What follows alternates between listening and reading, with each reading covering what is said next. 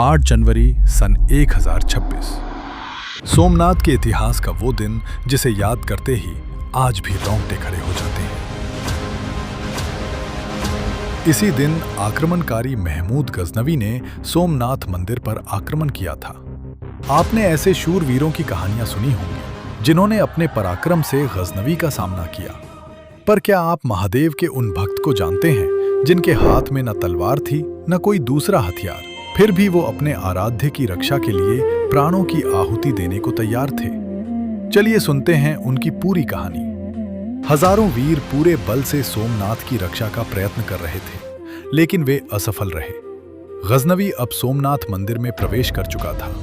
जहां कभी हर हर महादेव की गूंज होती थी, वहां चीख पुकार मची हुई थी। चारों ओर कोहराम मच गया। गजनवी और उसके सैनिक रत्न मंडप में घुस आए थे। वे तेजी से मंदिर के गर्भगृह की ओर बढ़ रहे थे। सबसे आगे रहकर गजनवी अपनी सेना का नेतृत्व कर रहा था। उसकी हरी पगड़ी पर बेशकीमती हीरे का तुर्रा चमक रहा था। गजनवी के एक तरफ हाथ में भारी गुर्ज यानी गदानुमा हथियार लिए उसका बहादुर सेनापति फतह मोहम्मद खड़ा था। दूसरी तरफ बड़ी बड़ी सफेद दाढ़ी वाला अरबी विद्वान अलबरूनी था। अलबरूनी के हाथ में भी एक लंबी तलवार थी। गजनवी ने इशारे से अपने सभी सैनिकों को आगे बढ़ने से रोक दिया। केवल गजनवी, फतह मोहम्मद और अलबरूनी आगे बढ़े। सूरज अस्त होने को था। उसकी हल्की हल्की किरणें रत्न मंडप के खंभों पर गिर रही थी।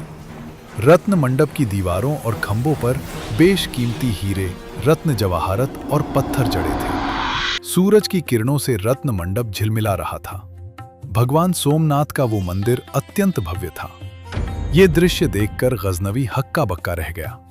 इस मंदिर की भव्यता और समृद्धि उसकी कल्पना से भी परे थी। उसके कदमों की गति अब धीमी हो गई थी। धीरे धीरे वो आगे बढ़ा और मंदिर के गर्भगृह में प्रवेश कर गया। भीतर घी के दीपक की पीली ज्योति चमक रही थी। चारों ओर सुगंध फैली हुई थी। बाहर के भयानक मंजर के विपरीत गर्भगृह का वातावरण पूरी तरह शांत और स्थिर था। ऐसा प्रतीत हो रहा था मानो बाहर कुछ घटित ही न हुआ हो। उस शांत वातावरण में गर्भगृह के अंदर केवल सोमनाथ मंदिर के मुख्य पुजारी थे। उनका नाम गंग सर्वज्ञ था। उस समय वे हाथ में सोने की थाली लेकर अपने आराध्य, अपने देवता देवाधिदेव सोमनाथ की आरती उतार रहे थे। कुछ पल के लिए तो खुद गजनवी भी उस दृश्य से अपनी नजरें नहीं हटा पाया और एकटक भगवान सोमनाथ को देखता रहा। गंग सर्वज्ञ को गजनवी और उसके सेनापति की उपस्थिति अनुभव ही नहीं हुई। वे तो भक्त की तरह निष्ठा से अपने देवता की सेवा कर रहे थे। कुछ देर बाद गजनवी तेज आवाज में बोला, "यहां कौन है?"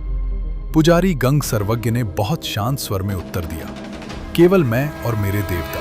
फिर वे गजनवी की तरफ बिना देखे बोले, "महमूद, बस कुछ क्षण ठहर जा।" गंग सर्वज्ञ का वाक्य सुनकर ऐसा लगा मानो गजनवी जैसा लुटेरा उनके लिए एक सामान्य व्यक्ति ही था, और उसे भी सभी की तरह सोमनाथ भगवान के दर्शन के लिए कुछ क्षण का इंतजार तो करना ही होगा। गजनवी और उसके दोनों साथी भगवान सोमनाथ और उनके परम सेवक को बिना पलक झपकाए देखते रहे। कुछ ही समय में पुजारी की पूजा संपन्न हो चुकी थी। उन्होंने भूमि में गिरकर भगवान सोमनाथ को दंडवत प्रणाम किया। फिर वे बिल्कुल ज्योतिर्लिंग के पास सटकर बैठ गए। बैठकर वैसी ही शांत और सौम्य वाणी में उन्होंने कहा, "अब तू अपना काम कर महमूद गजनवी।" उन्होंने अपनी आंखें बंद कर ली। देखते ही देखते उनका शरीर निस्तेज हो गया, मानो शरीर में प्राण ही न रहे हों। गजनवी ने अपने साथियों से नजरें मिलाई और फिर वो फतह मोहम्मद के हाथ से गुर्ज लेकर आगे बढ़ने लगा। ज्योतिर्लिंग के पास जाकर गजनवी ने तेज आवाज में कहा, "मैं महमूद वही कहूंगा जो मुझे कहना चाहिए। ऐ बुजुर्ग, दूर हट जा, और मैं बुत शिकन हूं और मुझे ये कुफ्र तोड़ने दे।"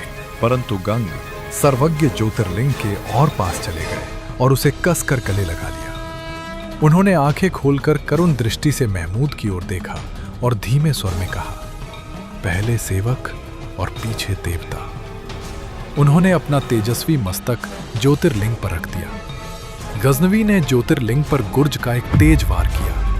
गंग सर्वज्ञ का सिर फट गया और उनके गर्म रक्त से ज्योतिर्लिंग लाल हो गया। उनके मुंह से अंतिम शब्द निकला, "ओम।" और शरीर से प्राण निकल गए। गजनवी ने गुर्ज से दूसरा और फिर तीसरा वार किया। ज्योतिर्लिंग के 3 टुकड़े हो गए। दूज का चांद आकाश में अपनी शीतलता बिखेर रहा था और तारे टिमटिमा रहे थे। सोमनाथ देवालय भंग हो चुका था। सेनापति फतेह मोहम्मद ने महालय के शिखर पर चढ़कर अपना झंडा फहरा दिया। इस तरह खुदा का आभार व्यक्त कर महमूद अपने घोड़े पर सवार हुआ। देवालय के चारों ओर घूमने के बाद उसने युद्ध बंद करने का आदेश दिया। कहा जाता है कि सोमनाथ पर विजय के बाद गजनवी को अथाह धन संपदा मिली। समुद्र की लहरों पर श्वास लेता ये मंदिर अनेक आक्रमणों को सहन करने के बाद भी अडिग विश्वास का प्रतीक है। आतंक आस्था को कुचल नहीं सकता। गंग सर्वज्ञ जैसे महान भक्तों की अटूट आस्था ने इस मंदिर की आत्मा को जीवित बनाए रखा। सोमनाथ ने विनाश का तांडव देखा, लेकिन अटूट भक्ति और अपने आराध्य में विश्वास की शक्ति ने इसके गौरव को सदैव बनाए रखा। ये मंदिर उन वीरों के शौर्य की गाथाएं सुनाता है जिन्होंने इसकी रक्षा के लिए अपना सर्वस्व त्याग दिया। सोमनाथ ज्योतिर्लिंग संघर्ष, स्वाभिमान और आस्था की विजय का जीवंत प्रतीक है।